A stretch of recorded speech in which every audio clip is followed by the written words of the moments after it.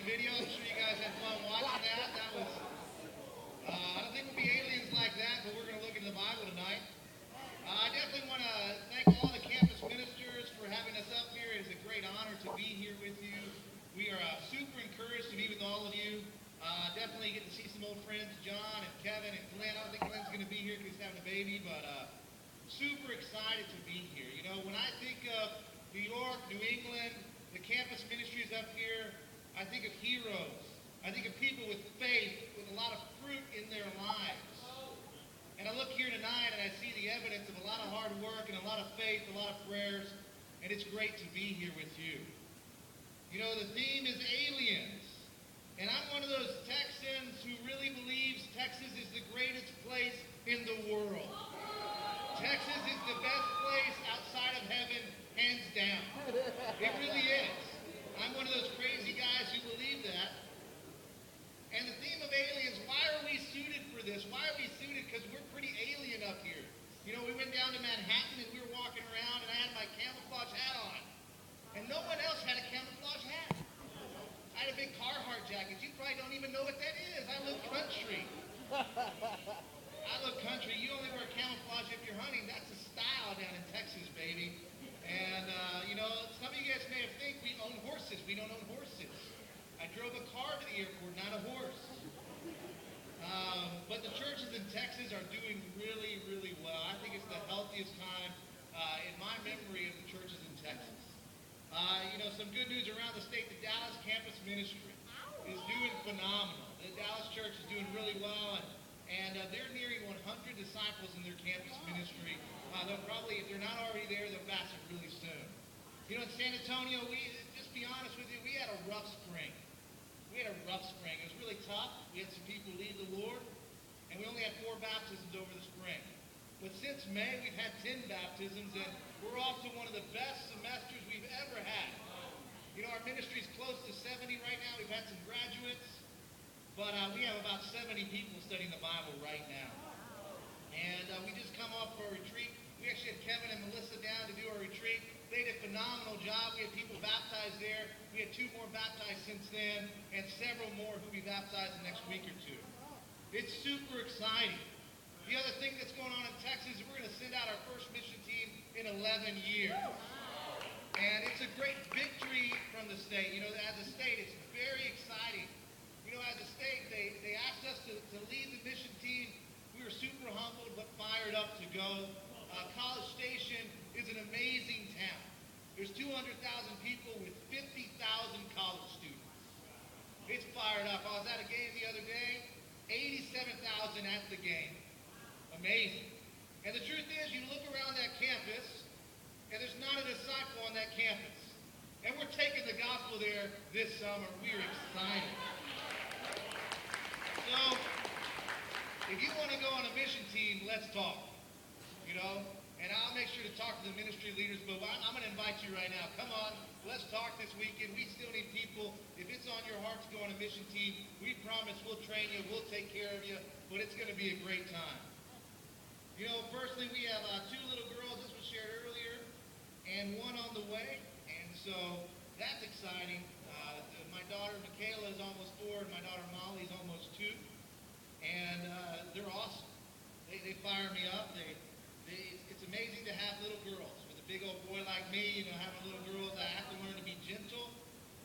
But I haven't learned to preach gently yet, so we'll have fun tonight, amen? You know, because it's 10 o'clock at night. Where else are you going to be? Where else are you going to be than looking at God's Word? Look over in Hebrews chapter 11. I look forward to getting to know all of you this weekend. It is an honor to be here.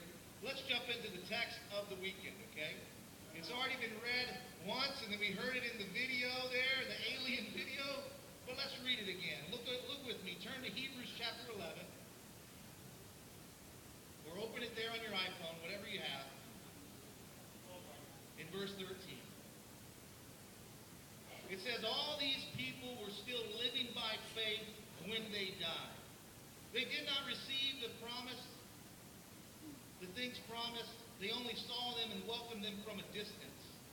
And they admitted they were aliens and strangers on earth. People who say such things show that they are looking for a country of their own. If they had country they had left, they would have had opportunity to return. Instead, they were longing for a better country, a heavenly one. Therefore, God is not ashamed to be called their God, for he has prepared a city for them. You know, when I think about the idea of being an alien on earth, you know, an alien, we hear, you know, that we think of extraterrestrials, we think of aliens, you know, E.T. or all those different movies that were up there tonight, right? Or we think about people, a big topic in politics right now, what are we going to do with the foreign aliens, the people coming over? So you hear this word a lot.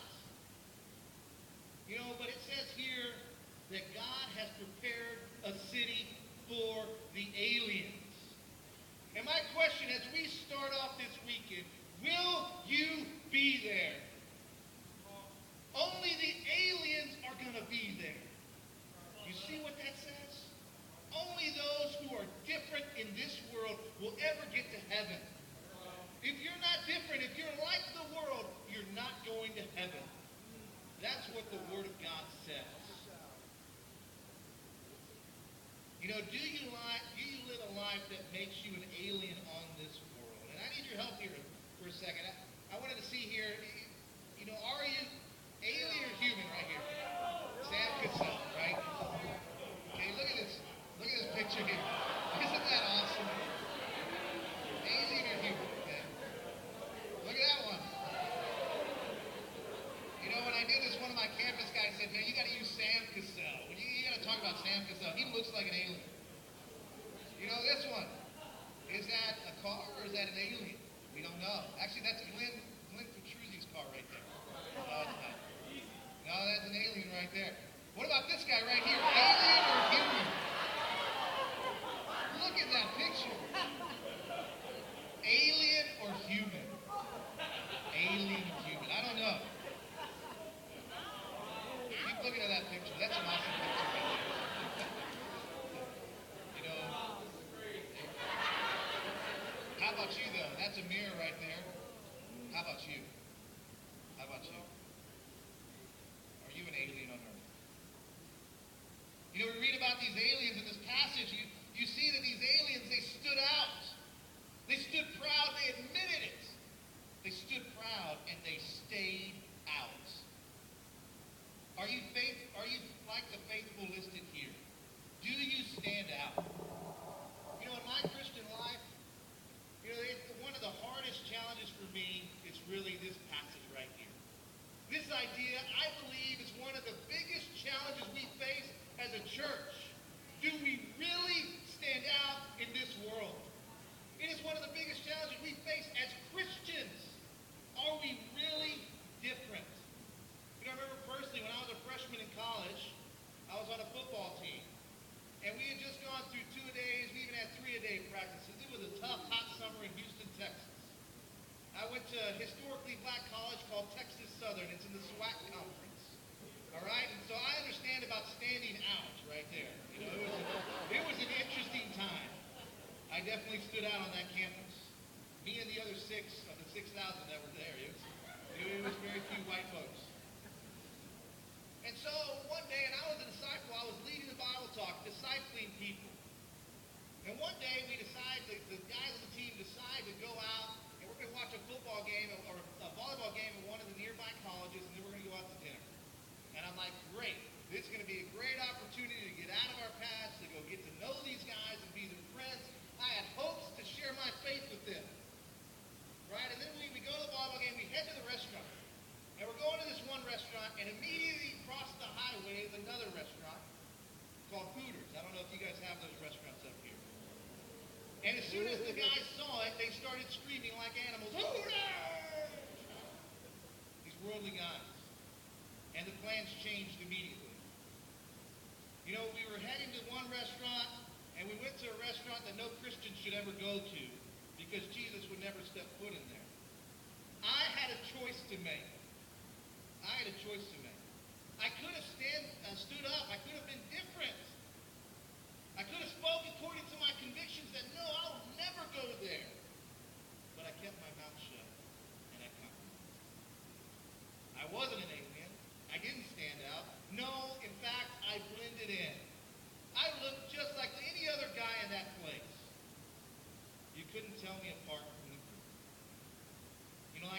that being an alien is very challenging. When you really think about being different, it is challenging. And the truth is, I bet, if you're anything like me, if you're anything like the campus ministries that I know of, the truth is that some of you don't stand out either. On your campus right now, if you walked in, if you saw pictures of people you're with, you'd blend right in. No one would ever be able to tell that you were an alien, that you were a Christian on your campus. You think about it in your dorm and the things that go on in your dorm. Are you really an alien? Does your computer history browser look different than the world? Are you really an alien? You know, when you're an alien, when you really stand out, it's going to be hard. Let me just say it to you right now. It is challenging to do this. Look at what happened to these faithful aliens in the book of Hebrews. Chapter 11, verse 36.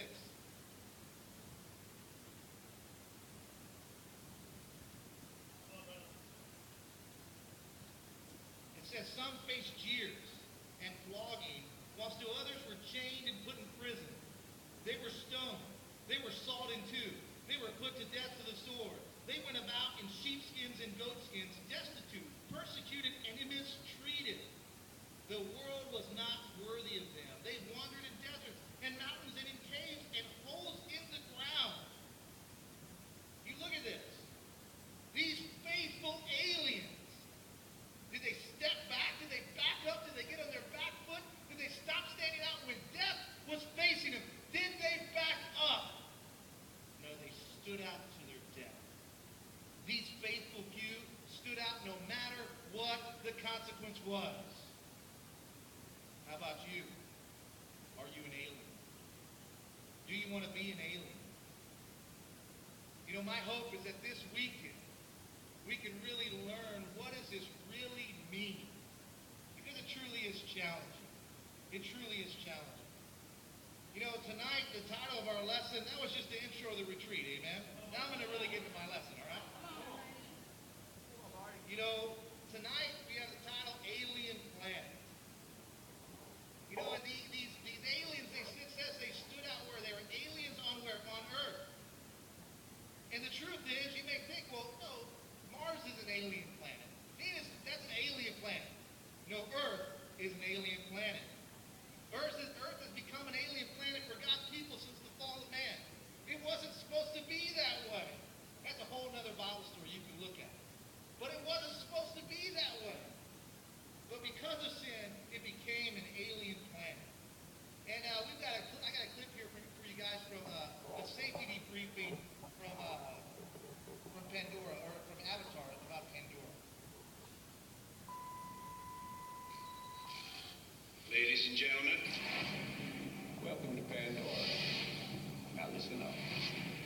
Out beyond the fence, every living thing that crawls, flies, or squats in a mud wants to kill you and eat your eyes for jujube. That's a fact. We have an indigenous race of humanoids called the Na'vi. They're fond of arrows dipped in neurotoxin that will stop your heart in 1 minute. They're very hard to kill. Our mission on Pandora is to keep the peace and protect human life in the middle of the single most hostile environment in the known universe. Welcome to Pandora, ladies and gentlemen. Welcome to planet Earth. You know, Earth is a dangerous planet. You got to listen up. I love what he says there. He says everything outside of this fence wants to kill you and eat your eyes like jujubes. That's pretty awesome. That guy fires me up. That guy fires me up. Earth is a